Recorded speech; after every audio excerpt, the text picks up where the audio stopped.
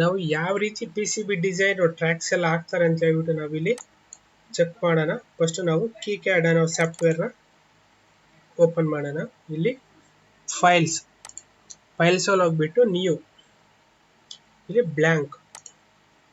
First ನೀವು destination ಅಥವಾ location, ನಾನು ಮಾಡೋಂಥ ಡಿಸೈನು ಎಲ್ಲಿ ಸೇವ್ ಆಗಬೇಕು, ನಾನು ಡೆಸ್ಕ್ಟಾಪ್ಗೆ ಸೇವ್ ಮಾಡ್ತಾ ಇದ್ದೀನಿ.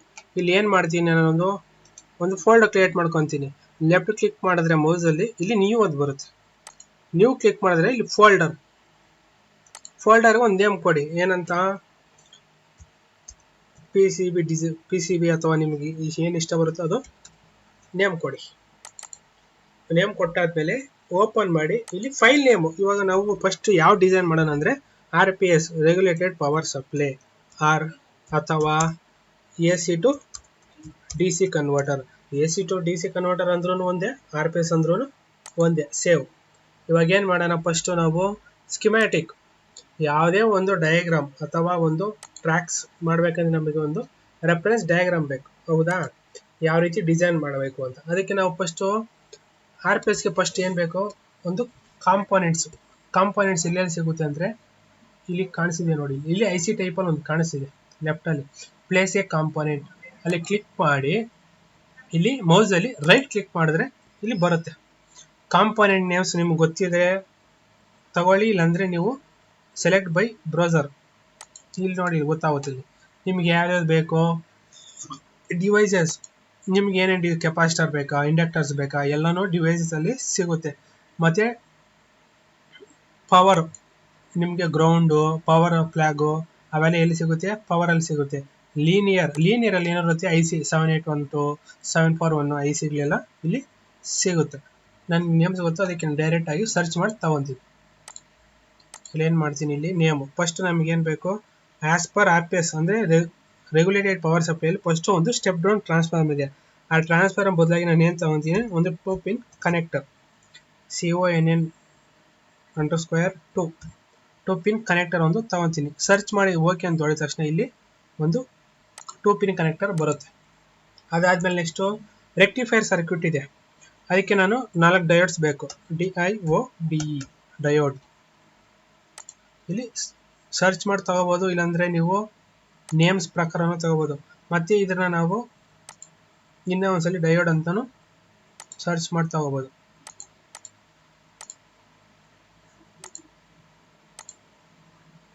ಡಯೋಡ್ ಆಯಿತು. ನೆಕ್ಸ್ಟ್ ಇವಾಗ ಏನು ಬೇಕು, ಒಂದು ಕೆಪಾಸಿಟರ್ ಬೇಕು, C ಅಂತ ಹೊಡೆದ್ರೆ ಓಕೆ. ನೆಕ್ಸ್ಟು ಒಂದು ರೆಗ್ಯುಲೇಟರ್ IC LM7812 ಆದರೂ ತಗೋಬೋದು, 05 ಆದರೂ ತಗೋಬೋದು. ನಿಮಗೆ ಔಟ್ಪುಟ್ ಎಷ್ಟು ವೋಲ್ಟ್ಸ್ ಬೇಕು DC, ಅದು ಡಿಸೈಡ್ ಮಾಡಿದರೆ ಒಂದು ವೋಲ್ಟೇಜ್ ರೆಗ್ಯುಲೇಟರ್. ನೀವು ಅದು ಯಾವ್ದು ಬೇಕಾದರೂ ತಗೋಬೋದು. ಮತ್ತು ಇನ್ನೂ ಒಂದು ಕೆಪಾಸಿಟರು ಹಾಕೋಣ, ಯಾಕಂದರೆ ಇಲ್ಲಿ 100% AC ರಿಪಲ್ಸು ಕ್ಲಿಯರ್ ಆಗಿರಲ್ಲ, ಅದಕ್ಕೆ ನಾವು ಇನ್ನೂ ಒಂದು ಇಲ್ಲಿ ಕೆಪಾಸಿಟರ್ ಹಾಕೋಣ. ಮತ್ತು ಒಂದು ರೆಸಿಸ್ಟರು, ಮತ್ತು ಒಂದು ಔಟ್ಪುಟ್ LED. ನಾವು ಮಾಡೋದಂಥ RPS DC ಪವರ್ ಸಪ್ಲೈ ಬರ್ತಿದೆಯಲ್ಲಿ ಅಂತ ನಾವು ಕನ್ಫರ್ಮ್ಗೋಸ್ಕರ ಒಂದು LED ಹಾಕೋಣ. ಇಲ್ಲಿ ರೊಟೇಟ್ ಮಾಡಬೇಕಂದ್ರೆ ನಾವು ಯಾವ ಥರ ಬೇಕಾದರೂ ಆ ಥರ ರೊಟೇಟ್ ಮಾಡ್ಕೋಬೋದು. ಫಾರ್ ಸಪೋಸ್ ಮೂವ್ ಮಾಡಬೇಕು ಅಂದರೆ M ಅಂತ ಹಿಡ್ಕೊಂಡ್ರೆ ಎಲ್ಲಿ ಬೇಕಾದ್ರೆ ಅಲ್ಲಿ ಡ್ರ್ಯಾಗ್ ಮಾಡಿದ್ರೆ ಮೂವ್ ಆಗುತ್ತೆ. ಇವಾಗ ಏನು ಮಾಡೋಣ, ಎಲ್ಲ ಕನೆಕ್ಟ್ ಮಾಡೋಣ. ಇಲ್ಲಿ ಕಾಣಿಸ್ತಿದೆ ನೋಡಿ, ಪ್ಲೇಸ್ ಎ ವೈರ್ ತಗೊಂಡು ನಾವು ಎಲ್ಲಿ ಕನೆಕ್ಟ್ ಮಾಡೋಣ. ಫಸ್ಟ್ ನಾವು ಬ್ರಿಡ್ಜ್ ರೆಕ್ಟಿಫೈರ್ನ ಕನೆಕ್ಟ್ ಮಾಡೋಣ.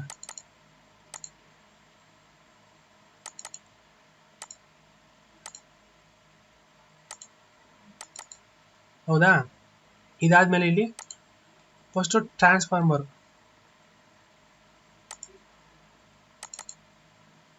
ನಮಗೆ ಹೆಂಗೆ ಕನ್ವೀನಿಯೆಂಟ್ ಬೇಕು ಡಿಸೈನು ಆ ಥರ ನಾವು ಮಾಡ್ಕೋಬೋದು.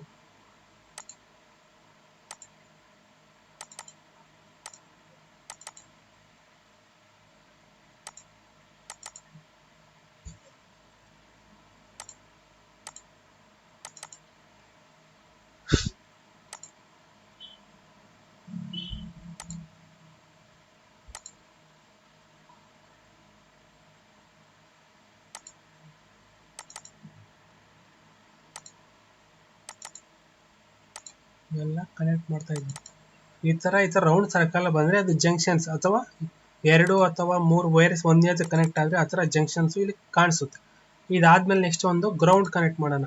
ಇಲ್ಲಿ ಕಾಂಪೋನೆಂಟ್ಸ್ ಸೆಲೆಕ್ಟ್ ಮಾಡಿಕೊಂಡು GND ಅಂತ ಹೊಡೀರಿ, ಬರುತ್ತೆ GND. ಇದು ಸೆಲೆಕ್ಟ್ ಮಾಡಿಕೊಂಡು ಇಲ್ಲಿ ಇದನ್ನ ಕನೆಕ್ಟ್ ಮಾಡಿ. ಇದಕ್ಕೊಂದು ಪವರ್ ಫ್ಲಾಗ್ ಅಂದ್ರೆ ಗ್ರೌಂಡ್ಗೆ ಒಂದು ಪವರ್ ಫ್ಲಾಗ್ ಕನೆಕ್ಟ್ ಮಾಡಬೇಕು. ಅದು ಎಲ್ಲಪ್ಪ ಸಿಗುತ್ತೆ ಅಂದ್ರೆ ಕಾಂಪೋನೆಂಟ್, ನಿಮ್ಗೆ ಏನಾದರೂ ಗೊತ್ತಾಗಿಲ್ಲ ಅಂದ್ರೆ ಕಾಂಪೋನೆಂಟ್ಸ್ ಇಲ್ಲಿ ಸೆಲೆಕ್ಟ್ ಬ್ರೌಸರ್, ಇಲ್ಲಿ ಪವರ್ಸ್ ಅಲ್ಲಿ ಇರುತ್ತೆ. ಪವರ್ ಫ್ಲಾಗ್ ಎಲ್ಲಿರುತ್ತೆ ಇಲ್ಲಿ ನೋಡಿ, ಇಲ್ಲಿ PWR_ ಪವರ್ ಫ್ಲಾಗ್ ಇಲ್ಲಿ ಕಾಣಿಸುತ್ತೆ. ಇದನ್ನ ಇಲ್ಲಿ ಪ್ಲೇಸ್ ಮಾಡಿ ಗ್ರೌಂಡ್ಗೆ ನೀವು ಕನೆಕ್ಟ್ ಮಾಡಬೇಕು. ಗ್ರೌಂಡ್ಗೆ ಕನೆಕ್ಟ್ ಮಾಡ್ಬೇಕಂತ ಏನಿಲ್ಲ, ಗ್ರೌಂಡ್ ಪೊಸಿಷನ್ ಎಲ್ಲಿ ಬೇಕಾದರೂ ನಾವು ಕನೆಕ್ಟ್ ಮಾಡ್ಕೋಬಹುದು. ನೋಡಿ ಗ್ರೌಂಡ್ ಇದೆಯಲ್ಲ, ಇಲ್ಲಿ ನೀವು ಹೋಗಿರೋ ವೈರ್ಸ್ ಎಲ್ಲಿ ಬೇಕಾದ್ರೂ ನಾವು ಪವರ್ ಫ್ಲಾಗ್ನ ಕನೆಕ್ಟ್ ಮಾಡ್ಕೋಬಹುದು. ಇಷ್ಟಾದ್ಮೇಲೆ ಏನು ಮಾಡಬೇಕು, ಆ್ಯನೋಟೇಷನ್ ಏನಕ್ಕಪ್ಪ ಅಂದರೆ ಇಲ್ಲಿ ಡಯೋಡ್ಸು ಎಲ್ಲ ಡಯೋಡ್ಸು ಈ 4 ಯೂಸ್ ಮಾಡಿದ್ರಿ, LED ಯೂಸ್ ಮಾಡಿದ್ರಿ. ಈ ನಂಬರ್ ಆಫ್ ಡಯೋಡ್ಸ್ ಎಷ್ಟಿದೆ ಅಂತ ನಮ್ಗೆ ಗೊತ್ತಾಗೋಗೋಸ್ಕರ ನಾವು ಆ್ಯನೋಟೇಷನ್ಸು ಎಲ್ಲ ಯೂಸ್ ಮಾಡಬೇಕು. ಇದಕ್ಕೆ ಇಲ್ಲಿ ಆ್ಯನೋಟೇಷನ್ ಸ್ಕೆಮ್ಯಾಟಿಕ್ ಅಂತ ಹೊಡೆದ್ರೆ, ಆ್ಯನೋಟೇಷನ್ ಅಂತ ಹೊಡೆದ್ರೆ ಇಲ್ಲಿ ನೋಡಿ ಡಿ ಪಕ್ಕದಲ್ಲಿ ಕ್ವಶನ್ ಮಾರ್ಕ್ ಇದ್ದಿದ್ದು ಹೋಗಿ D1 D2 D3 D4 ಅಂತ ನಂಬರ್ಸ್ ಬಂದಿದೆ. ಇದಾದ್ಮೇಲೆ ನೆಕ್ಸ್ಟ್ ಏನು ಮಾಡಬೇಕು, ಇಲ್ಲಿ test perform electric rule check. ಏನಕ್ಕಪ್ಪ ಚೆಕ್ ಮಾಡಬೇಕಂದ್ರೆ ಎರರ್ಸ್ ಏನಾದರೂ ಇದೆಯಾ. ಇಲ್ಲಿ ಎರರ್ಸ್ ಕಾಣಿಸಿದೆ ಆಲ್ರೆಡಿ ನೋಡಿ, ಇಲ್ಲಿ ಒಂದು ವರ್ಷ ಕನೆಕ್ಟ್ ಮಾಡಿಲ್ಲ. ಈ ಥರ ಏನಾದರೂ ಕನೆಕ್ಟ್ ಮಾಡಿಲ್ಲ ಅಂದರೆ ಮಿಸ್ಟೇಕ್ ಆಗುತ್ತೆ. ಅದಕ್ಕೆ ನಾವು ಎಲೆಕ್ಟ್ರಿಕ್ ರೂಲ್ನ ಚೆಕ್ ಮಾಡಬೇಕು. ನೋಡಿ ಇವಾಗ ಹೊಲ್ಟಾಯ್ತು. ಅದೇ ರೀತಿ ನಾವು ಎಲ್ಲಾದರೂ ಡಿಸ್ಕನೆಕ್ಟ್ ಮಾಡಿ ಬೇಕಾದ್ರೂ ಚೆಕ್ ಮಾಡಿ. ಇಲ್ಲಿ ನೋಡಿ, ಇಲ್ಲಿ ಗ್ರೌಂಡು ಡಿಸ್ಕನೆಕ್ಟ್ ಮಾಡ್ತಾ ಇದ್ದೀನಿ, ಬೇಕಾದ್ರೆ ಚೆಕ್ ಮಾಡಿ. ಇಲ್ಲಿ ಎರರ್ ತೋರಿಸುತ್ತೆ, ಹೌದಾ. ನೋಡಿ ಇಲ್ಲಿ ಗ್ರೌಂಡ್ ಪಿನ್ ಕನೆಕ್ಟ್ ಆಗಿಲ್ಲ ಅಂತ ತೋರಿಸ್ತಿದೆ. ಅದಕ್ಕೆ ನಾವು ಎಲೆಕ್ಟ್ರಿಕ್ ರೂಲ್ನ ಚೆಕ್ ಮಾಡಬೇಕು. ಏನಾದರೂ ಬ್ರೋಕನ್ ಆಗಿದೆ, ಕನೆಕ್ಟ್ ಆಗಿಲ್ಲ ಅಂತ ತಿಳ್ಕೊಳ್ಳೋಗೋಸ್ಕರ ನಾವು ಇದನ್ನ ಮಾಡ್ತೀವಿ. ನೆಕ್ಸ್ಟು ಇನ್ನೊಂದ್ಸಲ ಟೆಸ್ಟ್ ಮಾಡಿ, ಇವಾಗ ಏನು ಎರರ್ಸ್ ಇರಲ್ಲ, ಕ್ಲೋಸ್. ಆದಮೇಲೆ ನೆಟ್ ಲಿಸ್ಟ್ ಕ್ರಿಯೇಟ್ ಮಾಡಬೇಕು. ನೆಟ್ ಲಿಸ್ಟ್ ಇಲ್ಲಿ ಸೇವ್. ಅದಾದಮೇಲೆ ನೆಕ್ಸ್ಟು ಈ ಕಾಂಪೋನೆಂಟ್ಸ್ಗೆ ನಾವು ಡೈಮೆನ್ಷನ್ಸ್, ಫುಟ್ ಪ್ರಿಂಟು ಡೈಮೆನ್ಷನ್ ನಾವು ಪ್ಲೇಸ್ ಮಾಡ್ತೀರಲ್ಲ, ರಿಯಲ್ ಕಾಂಪೋನೆಂಟ್ಸ್ ಡೈಮೆನ್ಷನ್ಸ್ ನಾವು ಅಸೈನ್ ಮಾಡಬೇಕು. ಅದಕ್ಕೆ ಇಲ್ಲಿ ಕಾಣಿಸಿದೆ ನೋಡಿ, run CVPCB component and foot print. ಇದು ಸೆಲೆಕ್ಟ್ ಮಾಡಿಕೊಂಡು ಓಕೆ ಹೊಡೀರಿ. ಇಲ್ಲಿ C1 ಅನ್ನೋದು ಒಂದು ಕೆಪಾಸಿಟರ್, ಅಲ್ಲೇ RPS ಅಲ್ಲಿ ಏನೇನು ಕಾಂಪೋನೆಂಟ್ಸ್ ಯೂಸ್ ಮಾಡಿರ್ತೀರೋ ಅವೆಲ್ಲ ಇಲ್ಲಿ ಕಾಣಿಸ್ತಾ ಇರುತ್ತೆ. C1 ಇಲ್ಲಿ ನೋಡಿ, ಈ ಕಡೆ C1 ಅಂತ ಆಲ್ರೆಡಿ ಒಂದು ಫುಟ್ ಪ್ರಿಂಟ್ಸು ಕೆಲವೊಂದು ಕಾಣಿಸ್ತಾ ಇದೆ ಈ ಸೈಡು, ನಾವು ಚೆಕ್ ಮಾಡ್ಕೋಬೋದು. ಇವಾಗ C1 ಅಂತಿದೆ, ನಾನು ಏನು ಮಾಡ್ತಾ ಇದ್ದೀನಿ, ಇಲ್ಲಿ ಇದನ್ನ ಚೆಕ್ ಮಾಡಬೇಕು. ಕಾಂಪೋನೆಂಟ್ ನನಗೆ ಕಾಣಿಸ್ತಿಲ್ಲ, ಅದಕ್ಕೆ ನಾನು ಏನು ಮಾಡಬೇಕು, ಇಲ್ಲಿ ವ್ಯೂ ಸೆಲೆಕ್ಟೆಡ್ ಫುಟ್ ಪ್ರಿಂಟ್, ಈ ಫುಟ್ ಪ್ರಿಂಟ್ ಸೆಲೆಕ್ಟ್ ಮಾಡಿಕೊಂಡು ಚೆಕ್ ಮಾಡ್ತಾ ಇದ್ದೀನಿ. ಇಲ್ಲಿ ಚೆಕ್ ಮಾಡಿಕೊಂಡು ಇಲ್ಲಿ ನನಗೆ ಕಾಣಿಸಲ್ಲ, ಇವಾಗ ಗೊತ್ತಾಗ್ತಿಲ್ಲ ಇದರು, ಹೌದಾ. ಅದಕ್ಕೆ ನಾನು ಏನು ಮಾಡ್ತೀನಿ, 3D ಅಲ್ಲಿ ಚೆಕ್ ಮಾಡ್ತೀನಿ. ಇವಾಗ ನೋಡೋ ಕಾಣಿಸ್ತಾ ಇದೆ, ಹೌದಾ. ಸೇಮ್ ಕೆಪಾಸಿಟರ್ ಯಾವ ರೀತಿ ಇದೆ, SMT ಅಥವಾ ಥ್ರೂ ಹೋಲ್ ಪಿನ್ ಅಂತ ನಾವು ಚೆಕ್ ಮಾಡ್ಕೋಬೇಕು. ಅದೇ ರೀತಿ ನಾವು ಯೂಸ್ ಮಾಡ್ತೀವಿ ಥ್ರೂ ಹೋಲ್ ಪಿನ್. ಅದಕ್ಕೆ ನಾನು C1 ಸೆಲೆಕ್ಟ್ ಮಾಡ್ಕೊತಾ ಇದ್ದೀನಿ. ನೀವು ಡಯೋಡು ಅಷ್ಟೇ, ನೀವು ಬೇಕಾದರೆ ಚೆಕ್ ಮಾಡ್ಕೋಬೋದು. ನಾನು ಯಾವ ಯೂಸ್ ಮಾಡಿ, SMT ಅಥವಾ ಸರ್ಫೇಸ್ ಮೌಂಟ್ ಟೆಕ್ನಾಲಜಿ, SMT ಅಥವಾ ಥ್ರೂ ಹೋಲ್ ಪಿನ್ನ ಅಂತ ನಾವು ಚೆಕ್ ಮಾಡ್ಕೋಬೋದು. ನಾನು ಥ್ರೂ ಹೋಲ್ ಪಿನ್ ಯೂಸ್ ಮಾಡ್ತಾ ಇದ್ದೀನಿ ಅಂತ ನಾನು ಡೈರೆಕ್ಟಾಗಿ D3 ಸೆಲೆಕ್ಟ್ ಮಾಡ್ಕೊತಾ ಇದ್ದೀನಿ. ಮತ್ತು LED ಅಷ್ಟೇ, LED ಸೈಜು 3mm ಒಂದಿದೆ, 5mm ಇದೆ. ನೀನು ಯಾವ ಸೈಜು ಯೂಸ್ ಮಾಡ್ತಾ ಇದ್ದಾರೆ ನಾವು ನಿಮ್ಗೆ ಗೊತ್ತಾಗಿಲ್ಲ, ಒಂದ್ಸಲಿ ಚೆಕ್ ಮಾಡ್ಕೋ. 3D ವ್ಯೂ ಅಲ್ಲಿ ಕಾಣಿಸುತ್ತೆ, ಸೇಮ್ LED ಶೇಪಲ್ಲಿ ಇದೆ, ಓಕೆ ತಗೋಬೋದು. ಮತ್ತು ಕನೆಕ್ಟರು, ಈ ಕನೆಕ್ಟರ್ ಪಿನ್ನು ನೀನು ಇಲ್ಲಿ ಸರ್ಚ್ ಮಾಡಬೇಕಂದ್ರೆ ಜಾಸ್ತಿ ಇದೆ. ಅದಕ್ಕೆ ನೀನು ಏನು ಮಾಡಬೇಕು, ಈ ಲೆಫ್ಟಲ್ಲಿ ಒಂದು ಕ್ಲಿಕ್ ಮಾಡಿ ಇಲ್ಲಿ P ಅಂತ ಹೊಡಿಬೇಕು.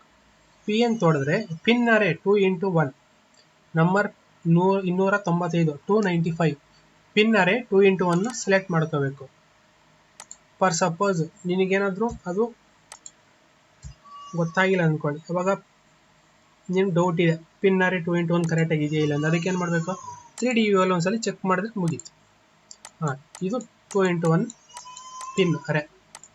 ನೆಕ್ಸ್ಟ್ ಕ್ಲೋಸ್ ಮಾಡಿ ರೆಜಿಸ್ಟರ್ಸ್ ನೀನು ಪ್ರತಿಯೊಂದು ಕಾಂಪೋನೆಂಟ್ಸು ನಿನಗೆ ಡೌಟ್ ಇರೋದನ್ನು ಎಲ್ಲನೂ ನೀನು 3D ವ್ಯೂ ಅಲ್ಲಿ ಚೆಕ್ ಮಾಡ್ಕೋಬೋದು, ಹೌದಾ.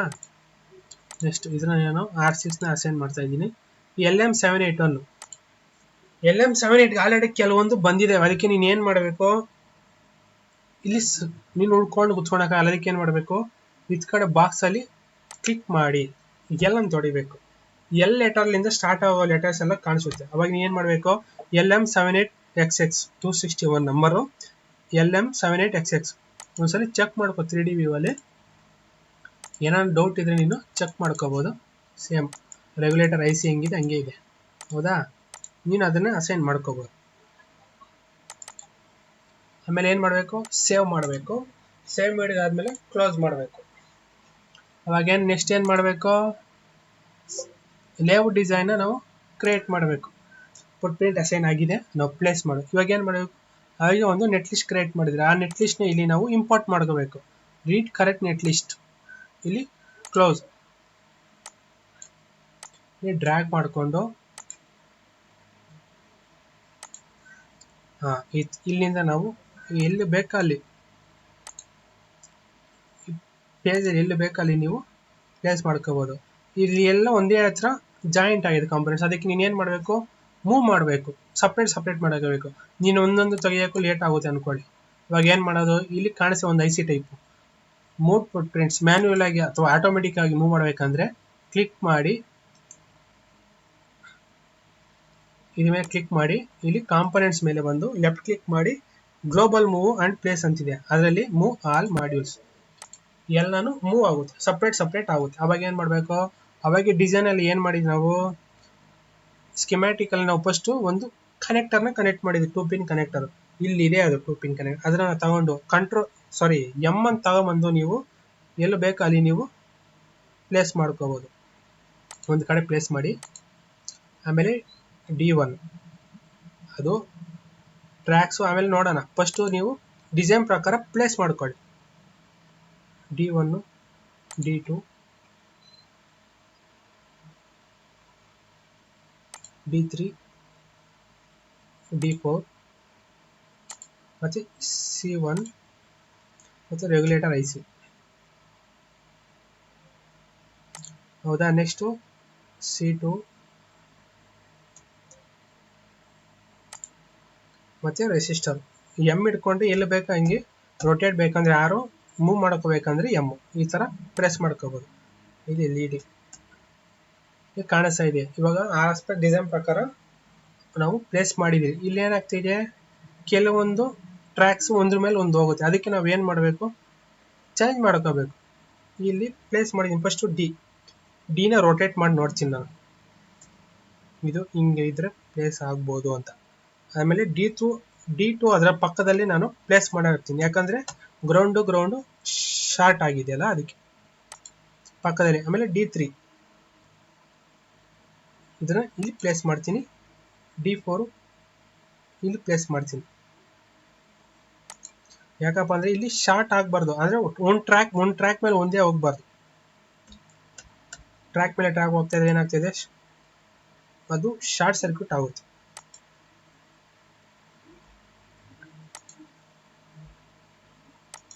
ಆದಷ್ಟು ಕಾಂಪೊನೆಂಟ್ಸ್ ಪ್ಲೇಸ್ ಮಾಡೋಕ್ಕೆ ನೀವು ಆದಷ್ಟು ಜಾಗ ನೋಡ್ಕೊಂಡು ಬಿಡಬೇಕು. ಹಂಗಂತ ಜಾಸ್ತಿನೂ ಬಿಡೋದಲ್ಲ, ಹಂಗಂತ ಕಡಿಮೆನೂ ಬಿಡೋದಲ್ಲ. ಅದಾದಮೇಲೆ ಎಷ್ಟು ರೊಟೇಟ್ ಮಾಡಿ ನೋಡ್ತೀನಿ. ಓಕೆ, ಮಾಡ್ಬೋದು.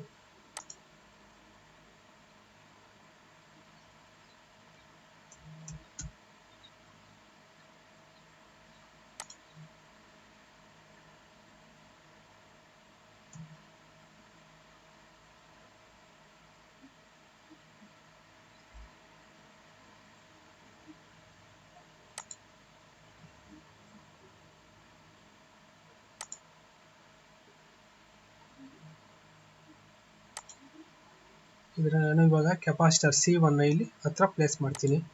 ಆಮೇಲೆ ಗ್ರೌಂಡು ಅಷ್ಟೇ C2. ಸ್ವಲ್ಪ ಜಾಗ ನೋಡ್ಕೊಂಡು ಬಿಡ್ರಿ, ಮತ್ತು ಪ್ಲೇಸ್ ಮಾಡೋಕ್ಕಾಗಬೇಕು. ಕಾಂಪೊನೆಂಟ್ಸ್ ಡಯೋಡ್ ಹತ್ರ ಹಾಕಿದ್ರೂ ಆಗಲ್ಲ, ಕಷ್ಟ ಆಗುತ್ತೆ.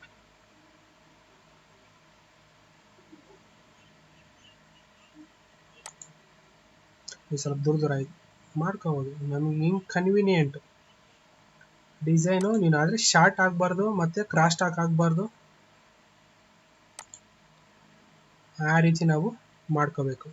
LED ನ ಇಲ್ಲಿ ಪ್ಲೇಸ್ ಮಾಡ್ತೀನಿ. ಇಲ್ಲಿ ನೋಡಿ, ಇಲ್ಲಿ ಶಾರ್ಟ್ ಆಗಿದೆ, ಇಲ್ಲಿ ಶಾರ್ಟ್ ಆಗಿದೆ. ನಾವು ಡಿಸೈನಲ್ಲಿ ಟ್ರ್ಯಾಕ್ ಆಗಬೇಕಾದ್ರೆ ನಾವು ಇದನ್ನು ಚೇಂಜ್ ಮಾಡ್ಕೋಬೋದು. ಇವಾಗ ಏನು ಮಾಡ್ತೀನಿ, ಇಷ್ಟಾದಮೇಲೆ ಪ್ಲೇಸ್ ಎಲ್ಲ ಮಾಡಿದೆ, ಫುಟ್ ಪ್ರಿಂಟ್ ಅಸೈನ್ ಮಾಡಿದೆ, ಇಲ್ಲೆಲ್ಲ ಪ್ಲೇಸ್ ಮಾಡಿದೆ, ಹೌದಾ. ನಾನು ಟ್ರ್ಯಾಕ್ ಹಾಕಬೇಕು. ಟ್ರ್ಯಾಕು ನಾನು ಸಿಂಗಲ್ ಸೈಡ್ ಕಾಪರ್ ಏನು ಮಾಡ್ತಾ, ಅದಕ್ಕೆ ನಾನು ಕಾಪರ್ ಯೂಸ್ ಮಾಡ್ತಾ ಇದ್ದೀನಿ. ಫಾರ್ ಸಪೋಸ್ ಪ್ರತಿಯೊಂದಕ್ಕೂ ಟ್ರ್ಯಾಕ್ ಹಾಕಿ ಲೇಟ್ ಆಗುತ್ತೆ ಅನ್ಕೊಳ್ಳಿ. ಅವಾಗ ಏನು ಮಾಡ್ತೀರಾ, ಇಲ್ಲಿ ಮೋಡ್ ಆಫ್ ಟ್ರ್ಯಾಕ್ ಇಲ್ಲಿ ಕಾಣಿಸ್ತಿದೆ ನೋಡಿ, ನಾವು ಆಟೋ ರೊಟೇಟಿಂಗ್ ಕ್ಲಿಕ್ ಮಾಡಿ, ಕಾಣಿಸಿದೆ ಇಲ್ಲಿ mode of track auto rotating click ಮಾಡಿ, ಕಾಂಪೊನೆಂಟ್ ಅದು ಒಂದರಲ್ಲಿ ಲೆಫ್ಟ್ ಕ್ಲಿಕ್ ಮಾಡಿದ್ರೆ, ಕ್ಲಿಕ್ ಮಾಡಿ ಆಟೋ ರೊಟೇಟ್ ಆಲ್ ಮಾಡ್ಯೂಲ್ಸ್. ಇಲ್ಲಿ ಏನಾಯ್ತು,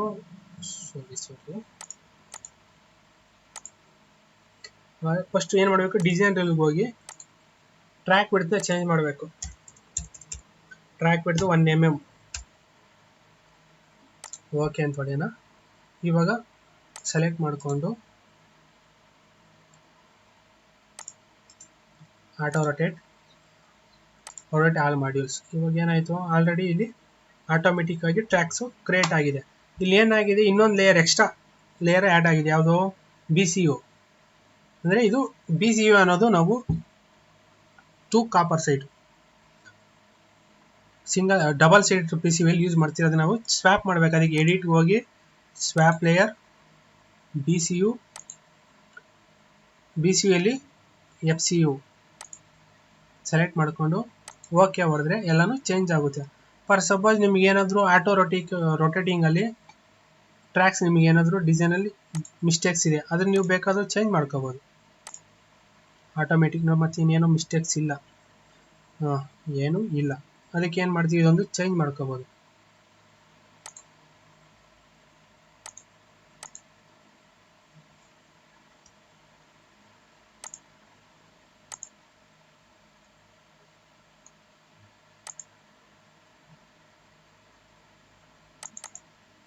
ಇವಾಗ ಓಕೆ.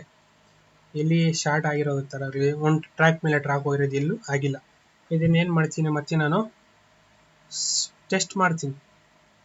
ಇಲ್ಲಿ ನೋಡಿ, perform design rule check, start DRC. ಇಲ್ಲಿ ಲಿಸ್ಟ್ ಅನ್ಕನೆಕ್ಟೆಡ್, ಪ್ರಾಬ್ಲಮ್ಸ್ ಏನೂ ಇಲ್ಲ, ಅನ್ಕನೆಕ್ಟೆಡ್ ಯಾವುದೂ ಇಲ್ಲ.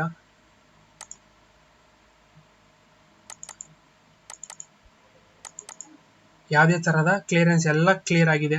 ಲಿಸ್ಟ್ ಏನು ಡಿಸ್ಕನೆಕ್ಟ್, ಏನು ಪ್ರಾಬ್ಲಮ್ಸ್ ಏನೂ ಇಲ್ಲ. Tracks okay. ಅದಾದಮೇಲೆ ಸೇವ್ ಮಾಡಬೇಕು. ಸೇವ್ ಮಾಡಿದಾದಮೇಲೆ ಇದಾಯಿತು. ನಾವು ಈ ಡಿಸೈನ ನಾವು ಗ್ಲಾಸಿ ಪೇಪರಲ್ಲಿ ಪ್ರಿಂಟ್ ಯಾವ ರೀತಿ ತಗೊಳ್ಳೋದಂದರೆ, ಇಲ್ಲಿ ಪ್ರಿಂಟ್ ಇದೆ, ಪ್ರಿಂಟ್ ಬೋರ್ಡ್.